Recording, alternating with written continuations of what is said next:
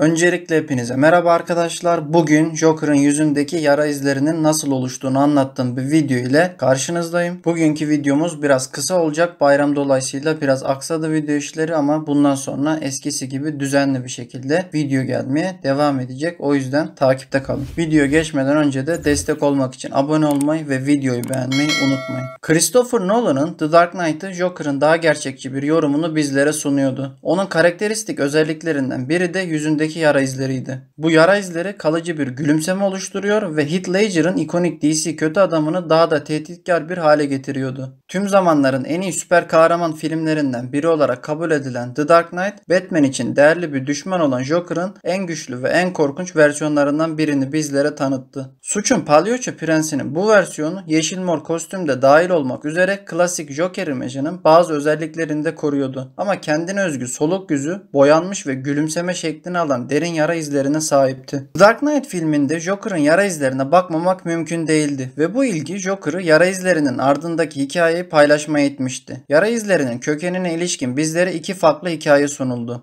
İzleyiciler başlangıçta Joker'ın tacizci babasının bir öfke nöbeti sırasında oğlunu sakatladığını ve kabus gibi "Why so serious?" cümlesini tekrarlarken yara izlerini yüzüne kazıdığına inandırıldı. Bu olayın genç çocuk üzerinde derin bir duygusal etki yaratacağı ve babasının "o yüze bir gülümseme koy" şeklindeki ürkütücü sözlerini hatırlarken palyaço kılığına girerek kötü adamı yörüngesinde bir dönüm noktası olabileceği kesindi. Joker'ın ortaya attığı ikinci hikaye ise yara izlerini karısı için kendi yüzüne kendisinin kazımış olduğunu öne sürüyordu. Joker'a göre sık sık daha fazla gülümsemesi gerektiğini söyleyen karısının başı yüzünü oyan kumarbazlarla derde girmişti. Çiftin ameliyat masraflarını karşılayacak parası olmadığından ve karısına yara izlerini umursamadığına dair güvence vermek için Joker dayanışma amacıyla kendini deforme etti. Ancak bu plan geri tepti. Çünkü karısı artık ona bakmaya katlanamıyordu ve çiftin ayrılmasına yol açmıştı. Ancak Joker artık sürekli gülümsediği gerçeğiyle eğleniyordu. Dark Knight aslında yara izlerinin kökeninin arkasındaki gerçek hikayeyi hiçbir zaman bizlere açıklamadı. Ancak muhtemelen Joker'ın kurguladığı hikayelerin hiçbirinin gerçek olmadığı varsayılabilir. Joker'ın hikayeleri kişiliğinin gerçek kaosunun altını çizmekten başka bir işe yaramıyor ve düşmanlarına geçmişini açıklamak gibi bir derdi olmadığını, Gotham City'deki imparatorluğunu kurmak için elinden geldiğince korku salmak istediğini de vurguluyor. Bu durum göz önüne alındığında düşük bir ihtimal olsa da Christopher Nolan'ın The Dark Knight filminden önce sırf mümkün olduğu için belki de yara izlerinin ardında daha derin bir anlam olmaksızın kendini çirkinleştirmiş olması da muhtemeldir. Evet arkadaşlar, video bu kadardı. İzlediğiniz için teşekkürler. Siz de görüşlerinizi ve fikirlerinizi yorumlar kısmında belirtebilirsiniz. Destek olmak için abone olmayı ve videoyu beğenmeyi unutmayın. Kendinize çok iyi bakın.